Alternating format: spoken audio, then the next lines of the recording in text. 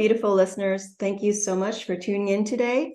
We have a lovely guest. I'm super excited to bring her on because I'm super excited for what you'll be learning today. We have the lovely Dr. Christiane Shroeter, is an award-winning author and founder of Hello Happy Nest, a socially conscious online coaching business that supports women around the globe to kickstart their journey to wellness with allergen-free and time-saving tips and tricks. Hello, Christiane. Thank you so much for joining us today. How are you doing this lovely morning? Doing great. Thanks so much for having me, Kelly. I'm really excited to be here and meeting the audience. Hello and welcome. Yay, thank you. Can you begin by telling us a little bit about how you got started in the health and wellness space and why it's important to you? Got started in the health and wellness space because I suffered from irritable bowel syndrome. It has been diagnosed since then, but it was basically digestive issues that may be stress related when I went through university, but also since growing up. So we are all maybe prone to certain diseases or illnesses. And for me, it's the digestive tract that's really struggling whenever I experience any type of stress or pressure. And then I got motivated in researching what could help me and figured out a few things. At the beginning, of course, what we do is we see doctors. And so I started taking medication and then quickly realized that's maybe not the solution because each medication has side effects that then may lead to something else. And then became more passionate, as you can maybe hear from my accent, I'm German. So I became more passionate and maybe looking at more natural wellness solutions. And that's really how I ended up, that I realized I'm not the only one that has digestive issues. So how about sharing what I'm learning with others and reaching out and educating them? And here I am today. Lovely. So were you able to find some natural ways to help yourself without the medications? Yes, right. So of course, when we think digestive issues, we might immediately think of some, close friends like, oh, how about trying ginger or peppermint? Drink some tea, some peppermint tea or anything like that. And those are, of course, amazing, but it doesn't just go down to initial ingredients. It also goes down to the foods that you eat and the movement that you do. So it's kind of the whole body, mind, and soul experience. Even the thoughts that you experience when you eat, which I call mindful eating, has a lot to do with how you feel after you eat something. So it is truly the whole package. It's not just like, oh, I take some ginger and I'm going to be good for the day. It's really maybe adding the ginger to a food. The food reminds you of a certain happy experience, which is why I named my company Hello Happy Nest. The experience triggering a happy thought, and maybe even, sharing the food with loved ones. That would be the ultimate wellness package right there. I love it. I love it. So what's funny, Christiane, is I actually suffered from that as well. The IBS. I went to see the doctor. It was actually my GI specialist, and she just handed me this pamphlet. It was the FODMAP diet.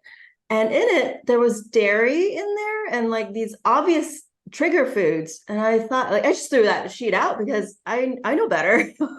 It's funny how doctors just give us things that they don't do the research themselves sometimes. I don't know what it is.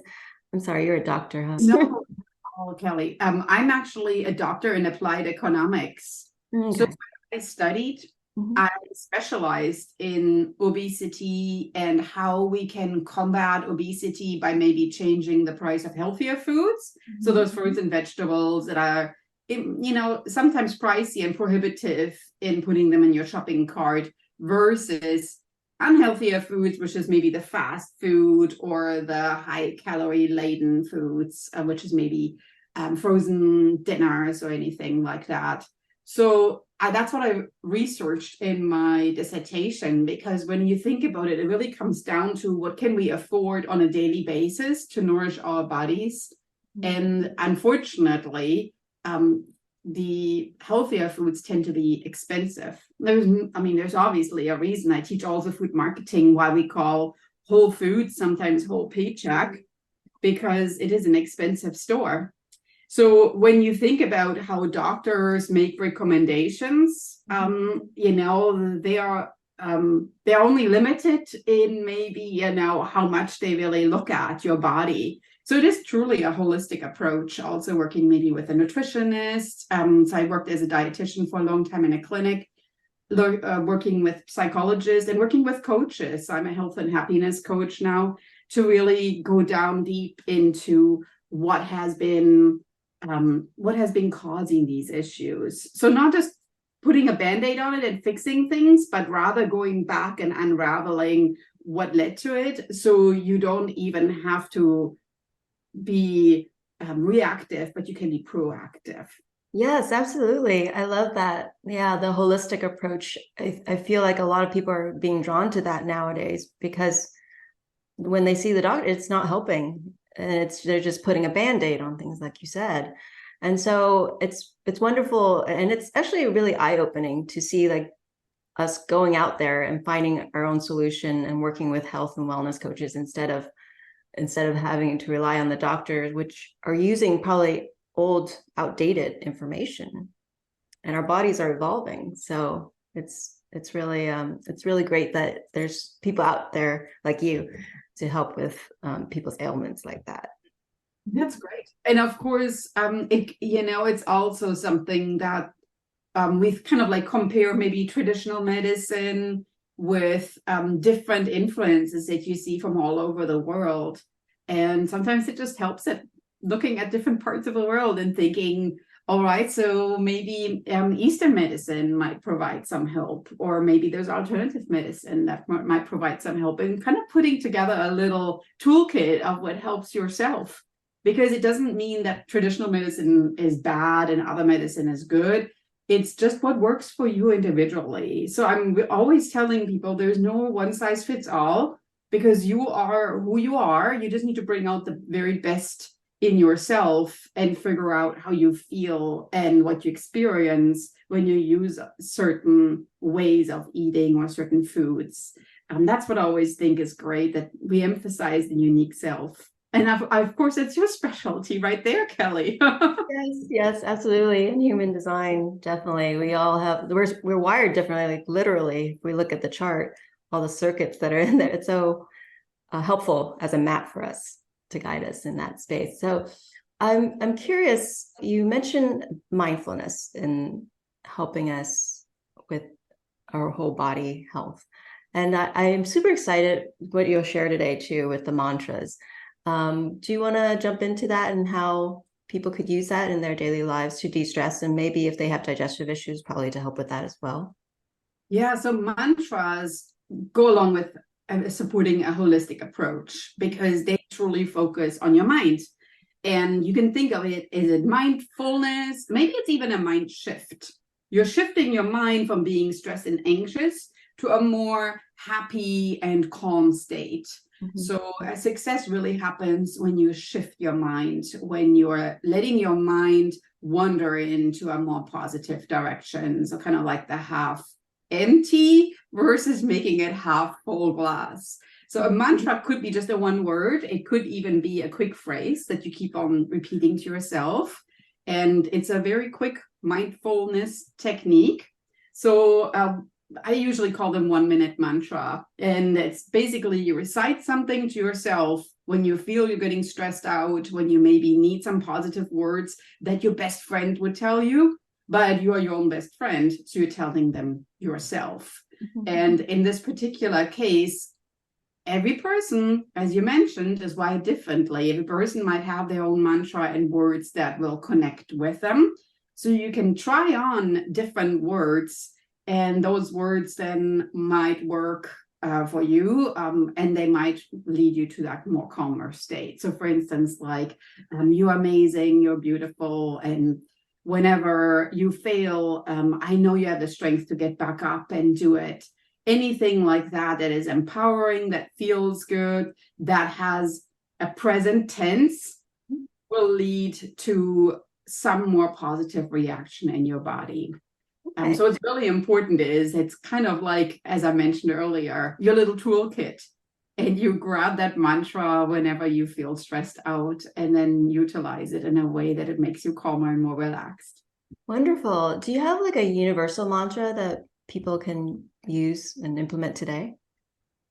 So I have a few mantras, and I like to center the mantras around strong words. So, for instance, empowerment, I think, is a really great word, or ignite, or kickstart. Any word that has already some kind of energy in it are really great words. Or you're beautiful inside and out. So looking at yourself in the mirror and you're like, oh gosh, like maybe I didn't sleep well or anything. And then you just think to yourself, oh, beautiful inside and out. It's all coming in there. It's just shifting my mindset maybe and thinking about some happy thoughts. And that might actually trigger a more happier feeling for me as I move through the day. So the goal is really that you keep on repeating that. And it could be you're going on a walk, you're repeating that in nature, you are maybe in a place where you can just sit in a quiet room, and you maybe even make it a dark room, you close your eyes, and that in itself is already something that, as I say, doesn't have to be expensive, complicated, or long. It's quick, it's accessible to you, and it's, of course, very personal to you. So sometimes the mantras are truly something that people think is a very intimidating thing, but it's just so easy and it's so personal to you that you feel you can just grab them whenever you need them. It's kind of like a safety blanket or a pacifier, right? If you think about that. Yeah, absolutely. Especially when we're kind of imbalanced, we're feeling uneasy, and just to go to that. I love how you speak to it as a toolkit for us to just grab tools from whenever we need it, depending on how we're feeling, right? Yeah, and it has a lot to do with intention, of course. So sometimes, people tell me, "Oh, I'm." Let me tell you a few success stories, right? So I have a podcast myself, and one of my podcasts on what's called Happy Healthy Hustle focuses on mantras, and some of my listeners started using mantras if they are unmotivated to work out. Mm-hmm. And that the fact that you need to put on your sneakers, you need to get outside, you go for a run, there's a lot of obstacles in a way. So you can use your mantra to kind of clear the obstacles. If you think of a road, getting over all these roadblocks, and then you're finally outside, you're like, all right, now I'm here, I might as well just run. But getting there. So the mantra is what got you there. So one of my students listened to my podcast episode, and she said that she actually listened to it just as she was getting ready to go on that run.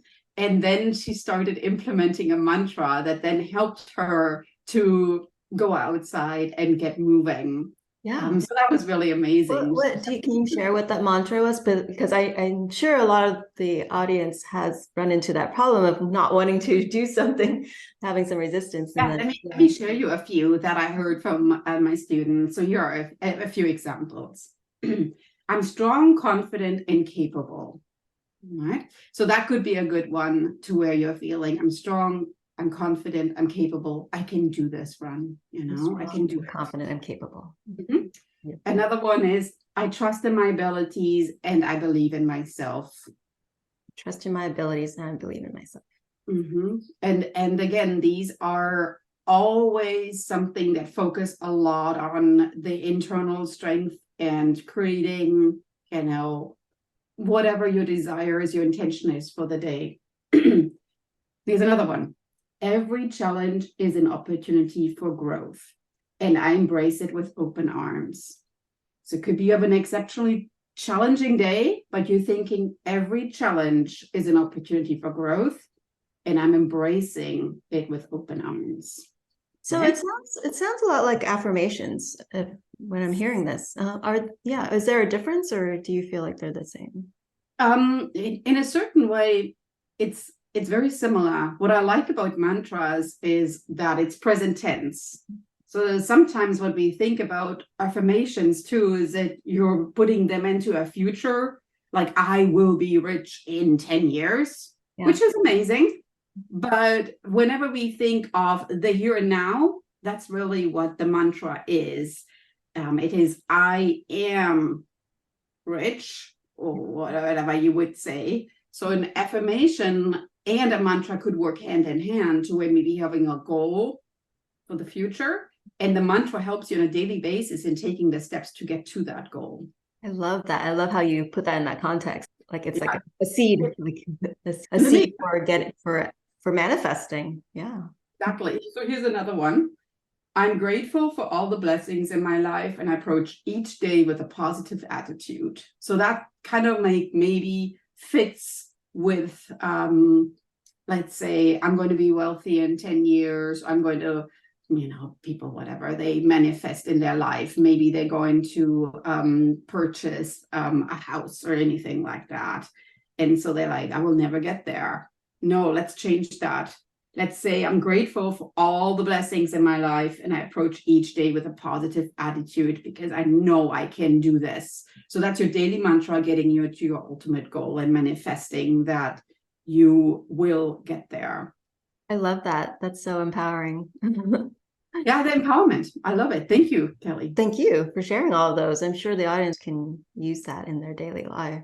We could all use a little bit of self-encouragement, right? So would you recommend people do these mantras in the morning, these empowering mantras in the morning or before bed or both? Or what you recommend? Oh, that's a great question. So for me, I'm a visual learner. I actually sometimes write things on sticky notes and I put them in various places. So for instance, I have one that's in my bathroom that basically says that embrace each failure as another way of learning. Because sometimes, I go in there and I'm like, oh no. And then I'll see this right there in the mirror in the sticky note, and it's easy. Or you could put it next to your computer screen because maybe you're getting stressful emails, or maybe you're feeling it's a long day of work and you can use the mantra right there and then. The goal is really that you use the mantra when you need it. So the idea is you eventually memorize it, but if you have these little reminders in your day, so I like the visual reminders, you could also have reminders that come in from your phone, or you could have reminders, like maybe like an email that you send to yourself, or a little reminder app that you use electronically. Whatever you feel will set the mantra in motion, utilize that. Because of course, it's just like with sneakers you buy when you go for a run. If you don't use them, well, you're never ever going to go for a run. So let me give you an example. For instance, let's say you bought the sneakers, you want to go for a run, but you just don't get yourself to do this, right? So one way to use a mantra would be, let's say instead of going for runs, when you're stressed out, which is the reason why you bought the sneakers, you just go to the candy cabinet and you grab an Oreo every day. And you're like, oh gosh, you open the drawer in your desk and the Oreos are right there, right? And you're like, well, another day where I don't go for a run, not tomorrow, right? So now you open the drawer where the Oreos are in, and maybe there is a picture of your sneakers, right? And right next to the picture is maybe the mantra that says, you can do it. You're strong, you're confident, you're capable. And you see the sneakers, and you're like, that's true. I bought those and I shouldn't eat the Oreos right now. Maybe I can have an Oreo tonight because I still love Oreos, but right now I'm going to go for a run because I'm strong, I'm confident, I'm capable. So you see the sneakers on the picture and you see the mantra, and it triggers this alternative path of, I can create a new habit. Instead of creating my Oreos, I can maybe get into a more positive mindset, and it will also help my digestion. It will, of course, create the movement that I need in my body. So this is an example of a very easy and very practical way of using the mantra. So does it have to be in the morning? Does it have to be in the evening? I would say you have to think about yourself. When am I getting stressed out? When do I need this? Because we're all getting into that funky mood at different times of the day. Yeah, absolutely. And actually, it's more of a question not of time, but space, like you're saying, where the trigger foods are, like putting that Post-it note. That's really a great idea. Yeah, create a different habit, like a different neural pathway, essentially. for sure. And I work a lot with students that tell me, oh, I tell them, what are your wellness goals? And then it's always easy. It's like, oh yeah, I want to lose 10 pounds. Yeah, I want to fit into these jeans. I have them on the bottom of my closet. And that I always, love listening to this because I think it's great if people have goals.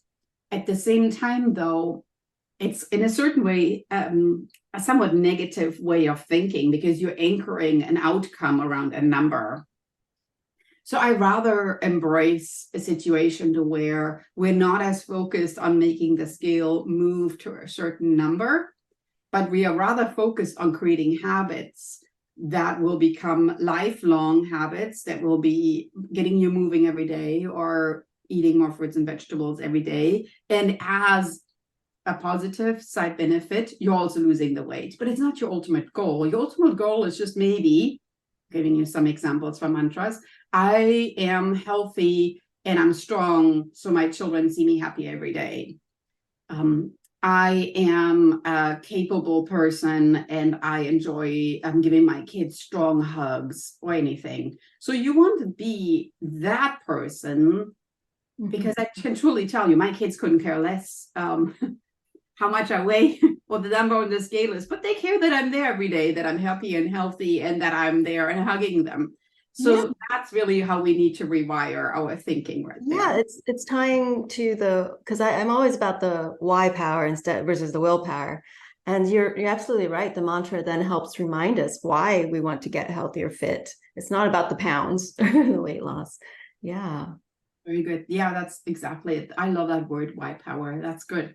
I use that. Thank you, Kelly. Yeah, absolutely. Thank you. I love these tidbits. It's very practical, and I'm all about the how. Usually, I'm like, okay, how do I implement? I believe you. I trust you. How do I implement? Exactly. Yeah, it's good to have tips that don't necessarily cost money, are complicated, or will change your life. Because if you feel it's going to overhaul what you currently do, you're probably not going to implement it because it just sounds too intimidating, too much of a hassle, and it sounds uncomfortable. And we don't want to make our life uncomfortable. We already stress individuals as it is, so we only want to make their life happier. Absolutely. Your podcast, though, what was the name? There's Happy, Healthy Hustle. Yeah. Yes. Exactly. Because what's the point in hustling if we're not happy and healthy while doing it? That's why I named my podcast this way. We're all busy and we are all hustling for something, but what's the point if we're not happy and healthy? Yeah, I love it. So, having learned all this from you, how would our listeners reach out to you or learn more about what they can learn from you? Yeah, thank you More they can learn from you. So I do an ongoing program, which is a 21-day journey to wellness. And I really want to emphasize the journey part. So Journey to Wellness is a fully online coaching. There are two different programs. So one is videos and recipes. And I really emphasize the recipes, that my students love the recipes actually, because sometimes you associate wellness with cutting out a lot of pleasure points, and the recipes are really fun and truly delicious. Are they simple? Simple Yes, ingredients? super easy, quick, and given that I'm a mom myself, I made them mom approved, so to speak.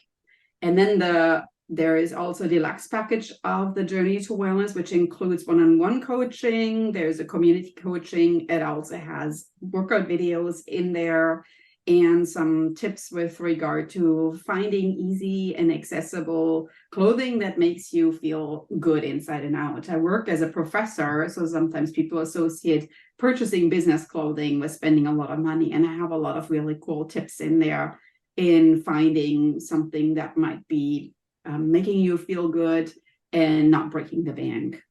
So that the two Journey to Wellness programs are accessible through my website, which is hellohappinest.com. You can also find me on Instagram at hello.happy.nest, and check out my podcast, which is Happy Healthy Hustle, accessible on podcasts everywhere. So whether that's Apple or Spotify, And I would love to connect more with you. We can also reach out, especially if you have any wellness related questions. I always embrace working with people and hearing their issues or their little moments of success. Thank you so much. We'll definitely include those links in the description on the podcast. Thank you. Now, I'm curious, you're a college professor, is that right? As well as a health and wellness coach. How do you manage to juggle the two roles? Because clearly you have a lot of passion in both. So the good thing is that I work in the classroom. So I teach classes. So usually start, at 7:40, and then I end at 4 o'clock. I go from class to classroom. I also teach fitness classes on campus. So the ideal thing is that our recreation center allows me to pop in there and teach physical fitness classes, and in between teaching my academic classes in the classroom, which is why in the Journey to Wellness, I really emphasize transitioning between working out and being a working woman, so to speak. So I have lots of little tips that make you transition from your workout to your work environment rather quickly, as I indicated earlier. What's one tip? Yeah. Okay, what's one tip is, so I have a few basics that I use extensively. So for instance, if you think of a very good black pair of leggings, and this could be whatever brand makes you look and feel good, you can really use that black pair of leggings for your workout. And then what I do is I have a lot of really cool shirts. It could be like a tunic type shirt. I even have some denim dresses that you basically button up over the black leggings. So the black leggings looks nearly like a stocking attire. And that is actually going a long ways, because then what you could do is you could even pack some jewelry. So I have a little pouch in my workout bag, and I have maybe some longer necklaces. I already wear my earrings when I work out, so I try not to make them dangly so I get caught up in them. But I essentially just layer clothing then on top of my black leggings to kind of dress them up. And of course, the goal here is that it's something where you don't need to necessarily take things over your head, or you take, sweaters off, you do a complicated change. I think about this very strategically in the morning. So what am I going to wear? How I'm going to layer things so I can basically be in 15 minutes in the classroom. So that'll be so you work out and then the shower and then go, or basically just move on. So I teach Pilates in the morning, and then I move on from there to the classroom. So just make it super quick there. Yeah. Clever hack. Yeah, I love it. And you can bring clothes that make you feel good too afterwards.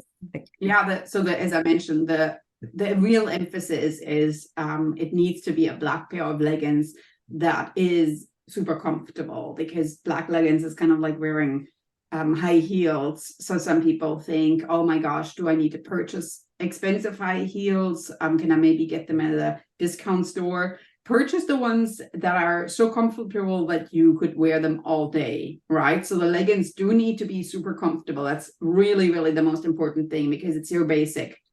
And if you don't have them in a way that you feel they can transition from that workout to your work environment, so they are your vehicle, so to speak. And then you can layer on there. So what you put on top, the shirt, the denim dress, does not necessarily have to be like super expensive. You could, I like buying things at thrift stores or going to clothing swaps to buy maybe more fashionable items. However, the black leggings, they are like the basis. Like if you think of like making a spaghetti and tomato sauce, the tomatoes, right? They need to be like good. And then you can layer on top of that. Awesome. I love your practical and efficient approach to living and transitioning between activities. Beautiful. Well, thank you so much, Christiane, for joining us today. Your advice and practical tips, I'm sure, has been of great value to the listeners here. So thank you so much for joining us, and I'll talk to you soon.